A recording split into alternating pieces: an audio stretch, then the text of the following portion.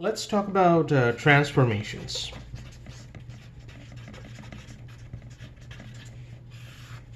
And this is important for the next set of homework.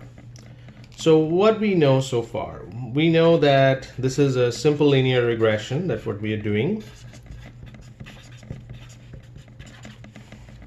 And this is the formula for that. We have y and x. And the first thing we need to do is a scatter plot.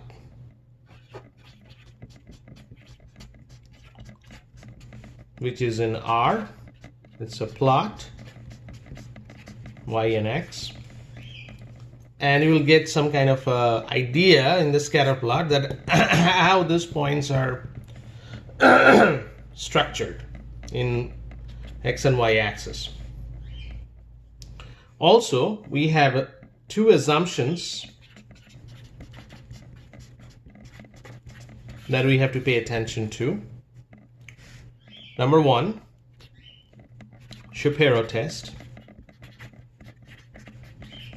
of the residual. So E stands for the residuals here.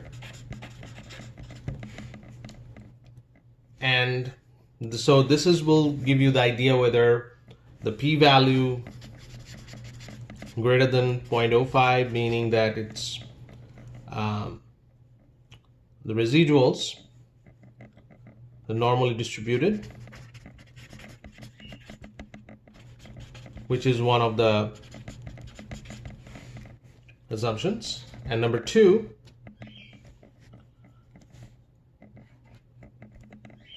BP test. That'll give you an idea of the constant variance. Now say, for example, one of these tests, these assumptions failed. So this assumption failed. What are we going to do in that situation? So that would be our concern. Okay, so this assumption failed, meaning that this is not true. This is not true either.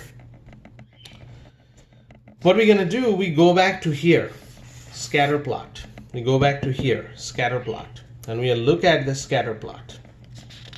So what we are looking for in your page 30, page 130, page 130 in your book, they're giving you different types of regression scatter plots. For example, part A, they're talking about if the scatter plot looks like this. Clearly, if you can draw a line like this through the scatter plot, then if that's the situation, when you plot x and y, and you see this is kind of the plot, the scatter plot, meaning this points, these dots are making this kind of a shape, then you try transformation of x. So transformation of x, the first thing you need to do. And what type of transformation? Depending on the shape of this. So here there are two possibilities. I'm writing x prime. You can take it as log base 10x. That's one possibility. Or maybe your x prime is square root of x. So you have to try one of these if the shape is like that. Similarly, part B, if your shape of the scatter plot looks like this, which is clearly something like this, then you try either x prime equal to x squared or x prime equal to exponential of x. And part C, if your scatter plot looks like something like this direction, then you try either x prime equal to 1 over x or x prime exponential with a negative sign.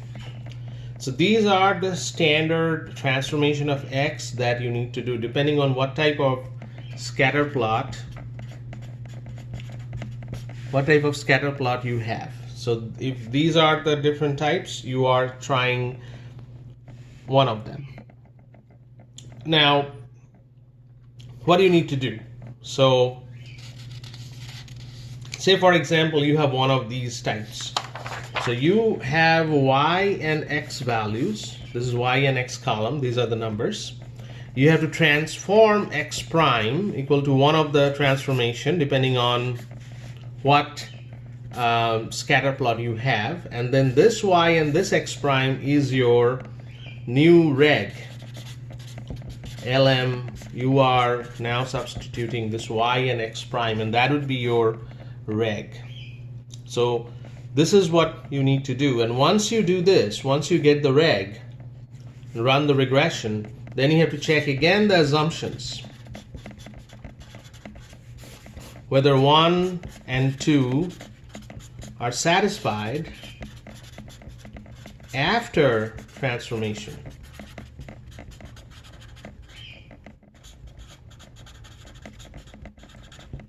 You need to check that. If they're satisfied, then this is the transformation you should do. If they're not, then you have to try another one. For example, say your shape looks like this. You first try x prime equal to x squared, and then you check with the assumptions. It didn't work. Then you try x prime equal to exponential x, and then check the then run the regression and check the assumptions. Hopefully it'll satisfy that. If not, it's possible, but still, after trying all the x transformation, it's still not working. Then you have to try a y transformation, or a combination of both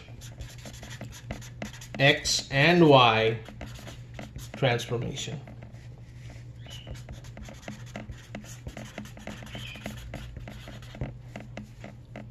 So those are the steps. Now, of course, what are the possible y transformation that you can do? There is a little bit of hint here too in your book. So let's talk about the y transformation.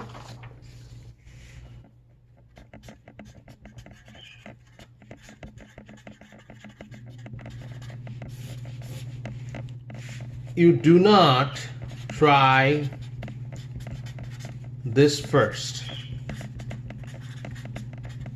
Your first step should be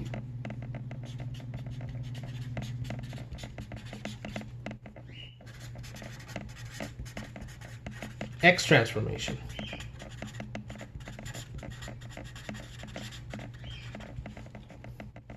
So x transformation is the first step that you should take.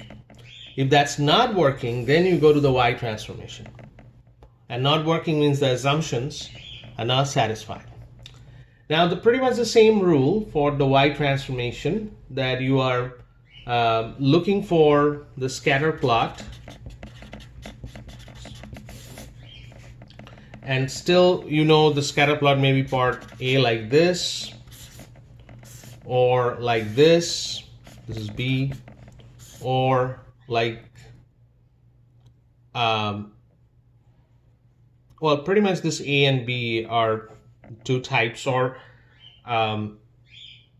could be there is a case like C, this direction.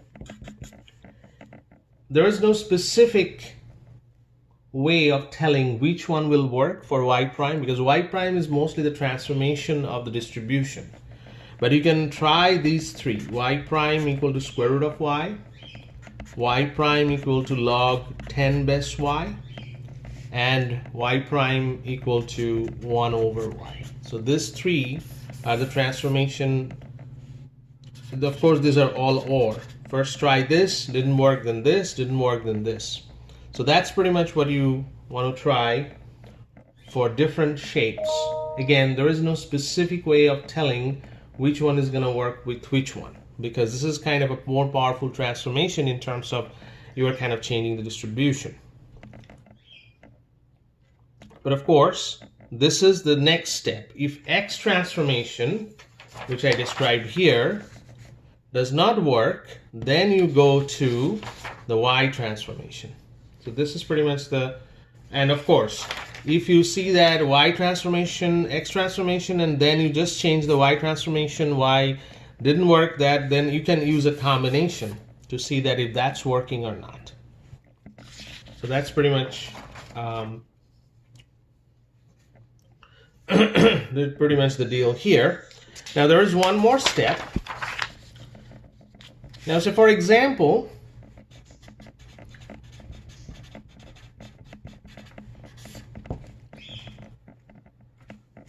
you are finding, say, X transformation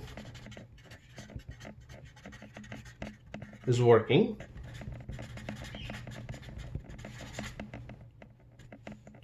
Y transformation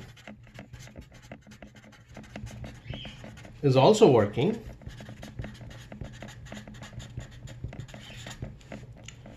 A combination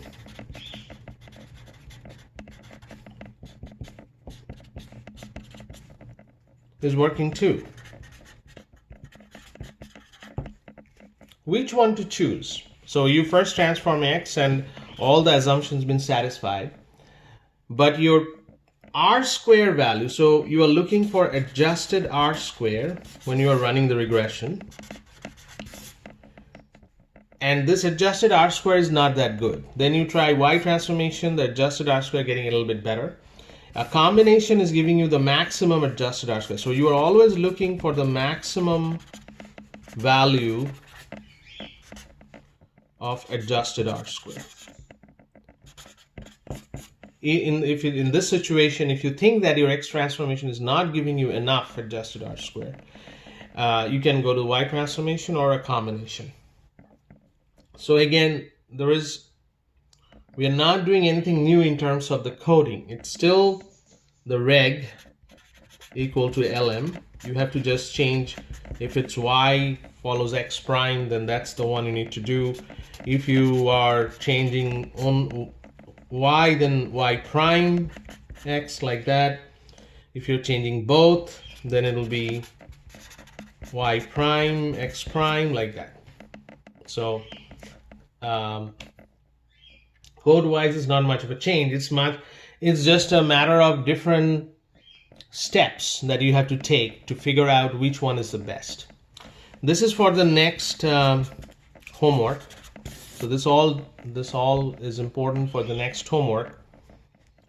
And this homework, meaning the current homework, I'm thinking about making it due on Friday. All right, that's the discussion pretty much.